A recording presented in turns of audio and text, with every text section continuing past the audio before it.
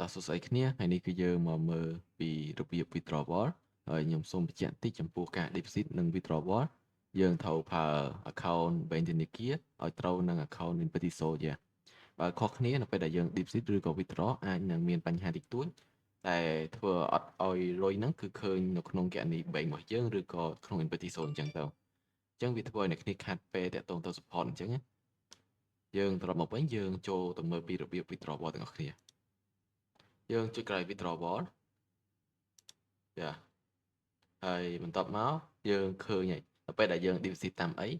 នៅពេលដែល withdrawal គឺវាលោតតែនឹងមកទេដោយសារខ្ញុំ deposit តាម local Cambodia យ៉ាអញ្ចឹងយើងចុចមកចំពោះកន្លែងនេះគឺចំនួនទឹកប្រាក់ដែលយើងត្រូវ withdraw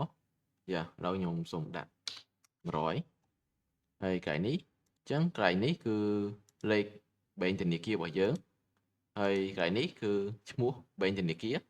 យ៉ាបើអ្នកគ្នា withdraw តាម AC អ្នកគ្នាដាក់កន្លែងនេះ AC មកដោយសារខ្ញុំប្រើ AOA យ៉ាអញ្ចឹងយើងត្រូវផ្ទៀងផ្ទាត់មើលកន្លែង account number គឺលេខធនាគាររបស់យើងមើលផ្ទៀងផ្ទាត់ត្រឹមត្រូវយ៉ាហើយបន្ទាប់មកយើងចុចពាក្យថា continue ហើយបន្ទាប់មកយើងផ្ទៀងផ្ទាត់មកយ៉ាមើលលេខធនាគារឬអីផ្សេងៗមកហើយបន្ទាប់មកកន្លែងនេះគឺ confirm code វានឹងផ្ញើទៅ account email របស់យើងយ៉ាអញ្ចឹងយើងទៅ check មើលនៅក្នុង email ទៅអញ្ចឹងយើងវាយកូដមកយ៉ាខ្ញុំដាក់កូដឲ្យអ្នកគ្នាមើល24 19យ៉ាតោះមកយើងចុច confirm យ៉ាតោះមកគឺវាជោគជ័យហើយតោះមកយើង refresh វាមកឃើញហ៎បាត់លុយហ៎អញ្ចឹងយើងរងចាំពីចន្លោះ5នាទីទៅដល់កន្លះម៉ោងទៅយ៉ា